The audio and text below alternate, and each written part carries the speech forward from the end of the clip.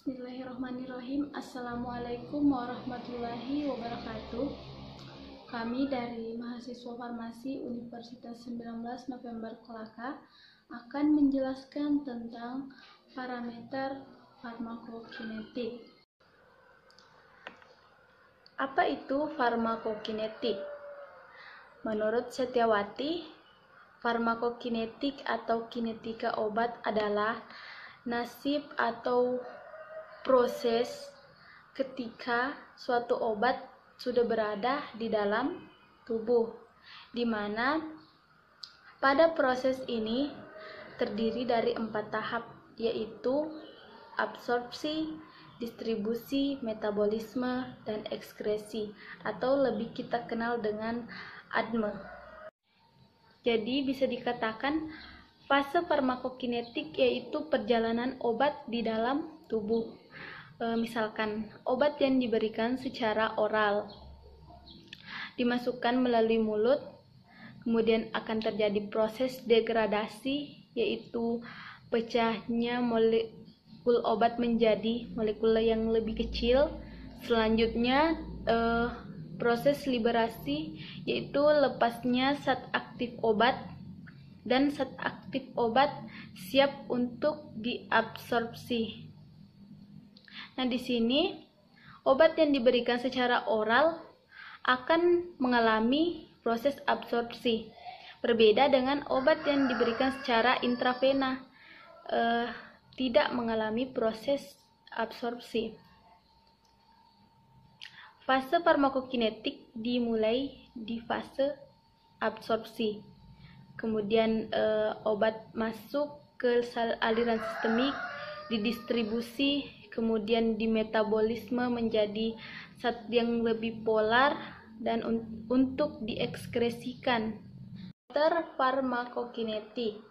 Jadi parameter farmakokinetik adalah besaran yang diturunkan secara matematis dari model berdasarkan hasil pengukuran kadar obat utuh atau metabolitnya dalam darah, urin, atau cairan hayati lainnya.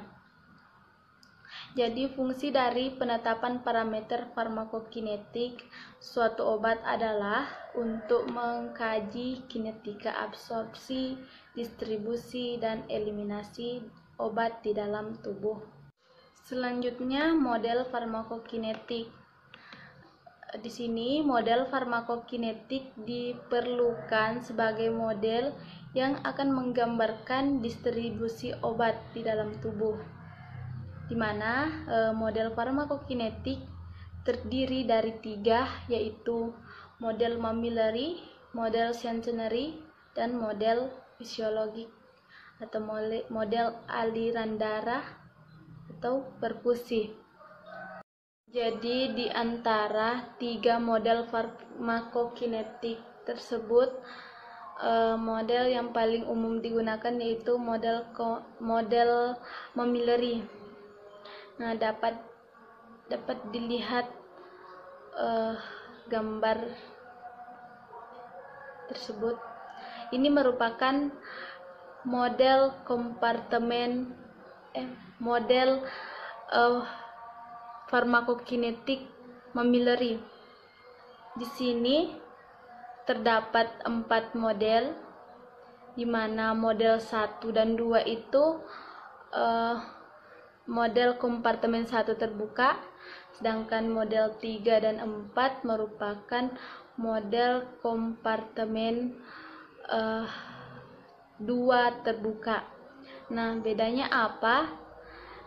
Kalau model kompartemen 1 terbuka itu hanya terdiri dari 1 kompartemen, yaitu kompartemen sentral. Sedangkan kompartemen 2 terbuka itu terdiri dari 2 kompartemen, yaitu kompartemen sentral dan kompartemen perifer. Yaitu kompartemen 1 kotak 1 itu kompartemen sentral, sedangkan kotak 2 itu kompartemen perifer. Nah, di sini kompartemen 1 terbuka itu ada 2. satu dikhususkan untuk obat-obat yang diberikan secara injeksi atau diberikan langsung secara intravena, itu model 1. Sedangkan model 2 dikhususkan untuk obat-obat yang mengalami proses penyerapan atau proses absorpsi. Jadi di kompartemen 1 terbuka itu ketika obat sudah masuk ke aliran sistemik, obat berikatan dengan reseptor, itu obat langsung diekskresikan. Biasanya obat ini obat-obat untuk hepar atau obat untuk ginjal yang memiliki sirkulasi yang cepat. Sementara berbeda dengan model kompartemen 2 terbuka. Di sini obat yang sudah masuk ke aliran sistemik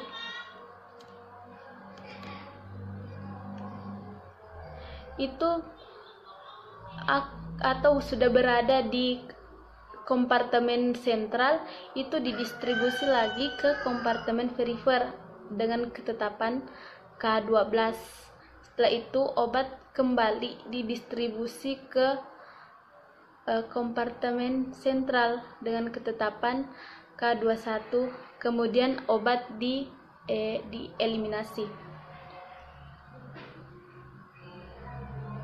Jadi model 3 dan model 4 itu sama dengan yang di atas. Kalau model 3 dikhususkan untuk obat-obat yang diberikan secara intravena, sedangkan model 4 dikhususkan untuk obat-obat yang melalui proses absorpsi, seperti obat yang diberikan secara oral. Selanjutnya model quaternary. Di sini model quaternary adalah terdiri dari 2 kompartemen yang saling berurutan. Dapat kita lihat yaitu obat 2 kali mengalami proses distribusi. Pertama, obat dari kompartemen 1 didistribusi ke kompartemen 2 dengan ketetapan K12, kemudian didistribusi ke kompartemen 3 dengan ketetapan 23. Selanjutnya obat didistribusi kembali ke kompartemen 2 dengan ketetapan 32. Selanjutnya obat didistribusi kembali ke kompartemen 1 dengan ketetapan 21. Setelah itu obat diekskresikan. Selanjutnya model yang ketiga yaitu model fisiologi, di mana model ini dipengaruhi oleh aliran darah. Di sini dapat dilihat dari paru-paru didistribusi ke hati, otot, lemak, dan ginjal. Selanjutnya ini kurva A dan B, di mana kurva A itu ditujukan untuk obat yang diberikan secara oral atau obat yang mengalami proses absorpsi, sementara kurva B itu ditujukan untuk obat yang diberikan langsung di intravena. Dapat dilihat perbedaannya. Di kurva A terdapat fase absorpsi, kemudian ada T maksimal. T maksimal adalah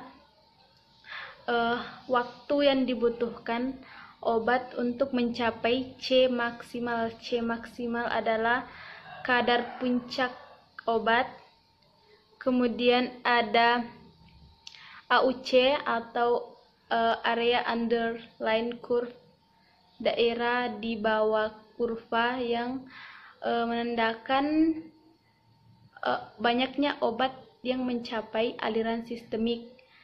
Kemudian ada T/2 atau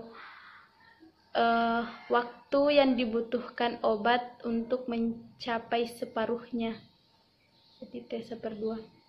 Kemudian ada C-min, di mana obat sudah diekskresikan keluar tubuh.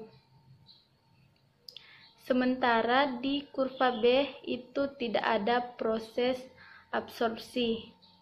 Obat langsung didistribusikan ke aliran sistemik. Parameter farmakokinetik. Parameter primer adalah parameter farmakokinetik yang dipengaruhi secara langsung oleh variabel biologis atau tubuh. Contoh dari parameter primer adalah volume distribusi, clearance, tetapan absorpsi, dan fraksi obat yang diabsorpsi. Kemudian parameter sekunder adalah parameter farmakokinetik yang bergantung pada parameter primer. Contoh dari parameter sekunder adalah waktu paruh eliminasi atau T1/2 eliminasi dan kecepatan eliminasi atau KEL. Parameter turunan adalah parameter yang dipengaruhi oleh parameter primer dan parameter sekunder, yang dipengaruhi oleh faktor-faktor seperti dosis dan lainnya. Contoh parameter ini adalah waktu pencapaian puncak atau Tmax, kadar puncak Cpmax, dan area under curve atau AUC. Parameter farmakokinetik yang pertama adalah parameter primer. Pertama, tetapan kecepatan absorpsi atau Ka. Masuknya senyawa bioaktif ke dalam sirkulasi sistemik dari tempat absorpsinya. Nilai-nilai tersebut berasal dari hasil kecepatan disolusi senyawa bioaktif dari bentuk sediaannya dan pelarutnya dalam lingkungan tempat absorpsi. Jika terjadi hambatan dalam proses absorpsi, akan diperoleh nilai Ka lebih kecil. Satuan dari parameter ini adalah fraksi persatuan waktu.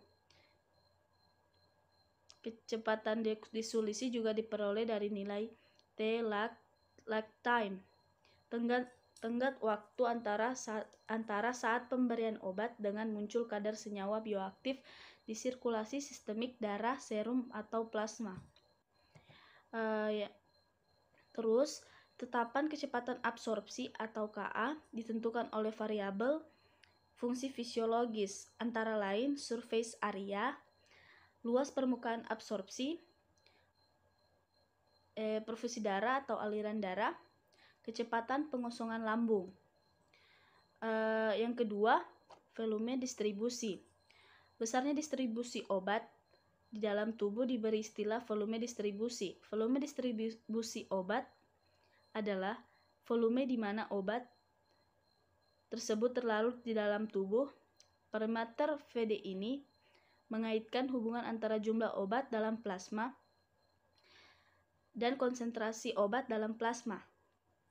Suatu cara untuk menghitung Vd obat adalah dengan mengukur konsentrasi obat dalam plasma langsung setelah pemberian, atau T sama dengan 0. Setelah pemberian obat secara intravena, bisa dilihat rumus di sebelah sini. Vd sama dengan DO per CO. Keterangan DO jumlah obat yang masuk ke sirkulasi sistemik. CO adalah konsentrasi obat dalam plasma. Yang ketiga, clearance atau CL. Clearance merupakan parameter farmakokinetik yang menggambarkan eliminasi obat. Clearance adalah volume plasma yang dibersihkan oleh tubuh dari obat per satuan waktu. Rumusnya CL sama dengan DDU per DT atau CL sama dengan K kali Vd. Keterangan bisa dilihat sendiri di samping ini. Lalu, contoh hasil perhitungan clearance. Misalnya, clearance penisilin 15 ml per menit. Pada hewan uji dengan volume distribusi 12 liter, berarti 15 ml dari senyawa bioaktif per menit. Yang kedua, parameter sekunder. Parameter sekunder meliputi yang pertama yaitu waktu paruh eliminasi T1/2, Waktu paruh eliminasi adalah waktu yang dibutuhkan obat untuk tereliminasi menjadi separuh dari harga awal. Besar kecilnya waktu paruh eliminasi sangat menentukan lama kerja obat dan menjadi acuan untuk menentukan dosis pada pemakaian berulang dalam terapi jangka panjang. Rumus untuk mencari T/2 ada di sini.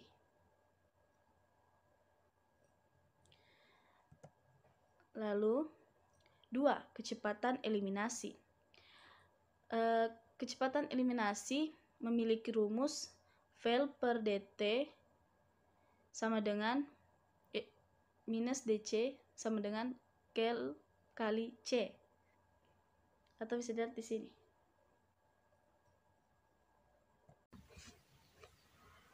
Parameter farmakokinetik, parameter turunan, yaitu 1. Waktu menjadi puncak atau Tmax, waktu di mana kadar obat dalam plasma mencapai kadar puncak. Rumusnya yaitu Tmax sama dengan ln atau dalam kurung Ka per kurang K sama dengan per Ka kurang K. 2. Kadar puncak Mars. Cmars didefinisikan sebagai kadar maksimum yang terdapat di dalam plasma setelah pemberian oral. Rumus Cmax sama dengan FDF per Vd kali E-KT per E-KAT. Selanjutnya itu area Onder. Ketiga, area Onder-Furche atau AUC. Area di bawah kurva konsentrasi obat atau waktu berguna sebagai ukuran dari jumlah total obat yang utuh yang tidak berubah dan menjadi sirkulasi sistemik. Rumus AUC sama dengan V kali DO per KE kali VD.